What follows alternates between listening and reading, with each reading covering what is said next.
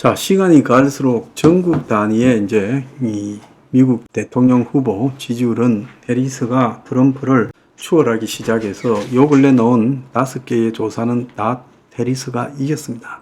문제는 이제 격전지 문제고 또 하나는 경제적 부분입니다. 그리고 또 다른 하나는 이제 전쟁 부분이죠.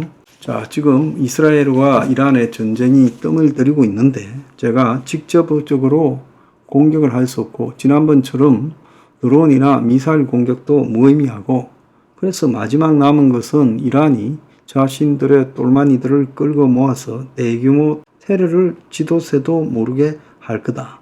그것이 지금 이란이 할 수 있는 최상의 방법이다라고 말을 했습니다.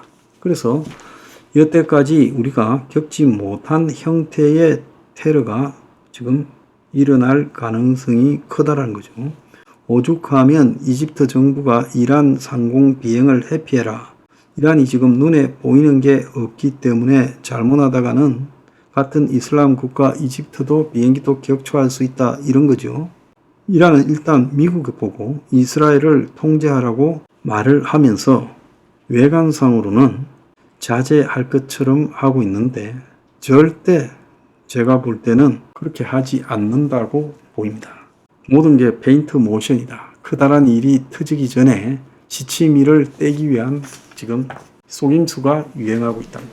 그래서 이런 걸 갖다가 고지 믿고 지금 이 이란과 이스라엘 사이에서 미국이 나서서 이스라엘에 대한 통제력을 높이면 우리는 참겠다라는 이 말이 맞을 거라고 생각하면 굉장히 오산이죠. 자, 여기에 또 하나의 지금 또 변수가 생겼어요. 최근에 이제 한 석 달 사이에 우크라이나가 서울시 정도 되는 땅을 잃었는데 어제 우크라이나가 러시아 본토에 대한 직접적인 대규모 공격을 했어요. 쿠르스크 주에 있는 여러 도시들을 우크라이나 군이 탱크, 장갑차 등을 앞세워서 1000여 명 이상이 공격을 했어요. 그래서 탱크, 장갑차 수십 대가 가세하고 폭격까지 한 모양입니다. 그래서 우크라이나가 직접적으로 러시아 영토를 침공했다는 거예요. 그래서 우크라이나가 지금 수세에서 밀리는 부분을 만회하기 위해서 성동격서로 직접 우크라이나 군이 러시아 영토로 쳐들어갔어요. 옛날에는 러시아에서 우크라이나로 귀순한 사람 그리고 러시아의 포로들 이런 사람들을 러시아 영토로 쳐들어가게 했는데 직접적으로 우크라이나 군이 국경을 넘은 것은 이번이 처음입니다. 그래서 이 중동 전쟁이나 우크라이나 전쟁의 양상도 앞으로 미국 대선에 중요한 영향을 미칠 수 있고요. 이제 가장 중요한 것은 경제적인 문제겠죠. 지금 미국의 6개 경합주 중에 3개는 공화당이 강세고 나머지는 3개는 초접전이라는 이야기가 나왔어요. 그래서 애리조나, 조지아, 네바다는 공화당이 강세인데 나머지 위스콘신, 미시간, 펜실바니아는 현재 우열을 가리기가 어려운 초접전이다. 이런 이야기가 나오고 있습니다. 그런데 이제 해리스가 후보가 되고 나서 이런 경합주에 대해서 조사가 별로 많이 안 나왔기 때문에 앞으로 한 열흘쯤 지나면 해리스가 후보가 된 데서 경합주에서 어떤 반응이 나오는가를 좀 더 구체적으로 알 수 있을 거라고 보입니다. 근데 지금 가장 중요한 거는요, 미국의 지금 경제적인 문제입니다.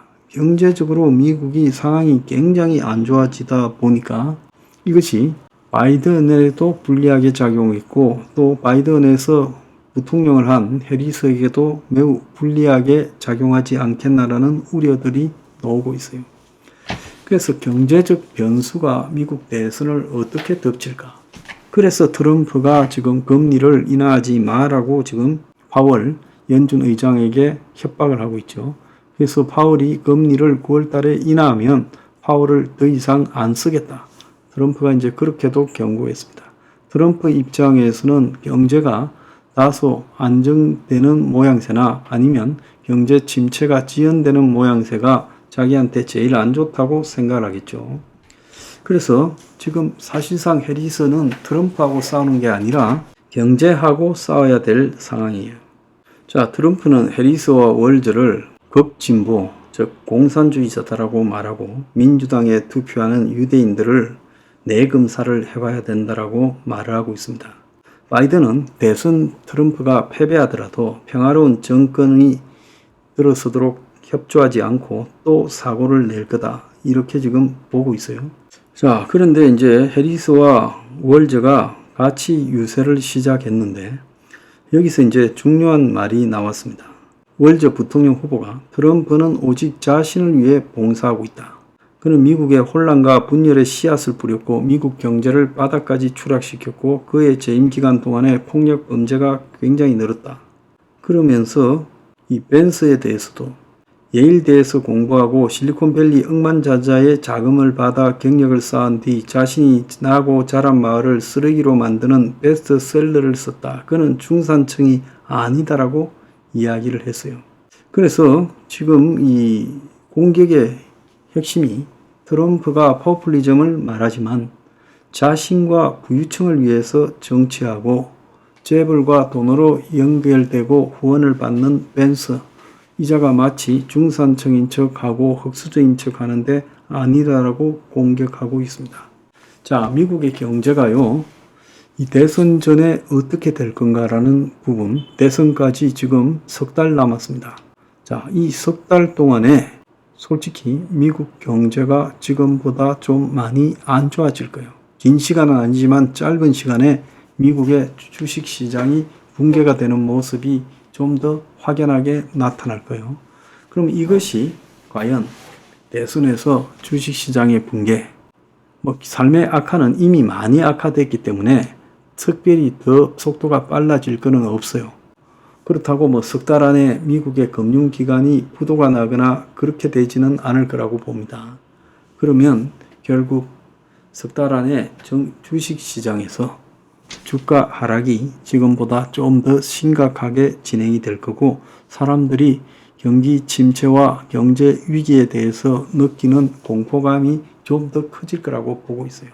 자, 그래서 트럼프 진영은 이 해리스 진영을 바이든과 한 통속으로 묶어가지고 빠져나가지 못하도록 공격하는데 지금 집중하고 있고 해리스는 이 경제적 문제에 대해서 결국 그 근원이 트럼프 집권 때 이루어졌다라고 이제 덮어 세우는 일밖에 없을 거라고 보고 있습니다. 굉장히 초접전을 벌이고 있는 이 상황. 자, 그래서 전당대회를 거치면 좀 더 유리해지기는 할 건데 그걸 상쇄하는 효과가 지금 경기 침체와 주가 하락에 대한 두려움이에요. 그래서 이것이 어느 것이 더 강하게 작용하는가, 이거는 이제 한 9월 말쯤 가보면 대략 답이 나올 거라고 보고 있습니다. 그때까지 경제적 침체에 대한 공포에 대해서 이 경기 침체에 대한 공포가 현실화됐고 유권자들이 대응을 어떻게 하는가가 지금 관건이라는 거예요. 근데 미국의 지금 유권자들은 대체로 경기 침체에 대해서 적극적인 반응을 많이 보이는 편이에요. 자, 그런 측면에서 해리스가 좀 많이 앞서야 안심할 수 있을 거다. 그러지 않으면 안심하기가 어려운 상황이다. 저는 그렇게 보고 있습니다.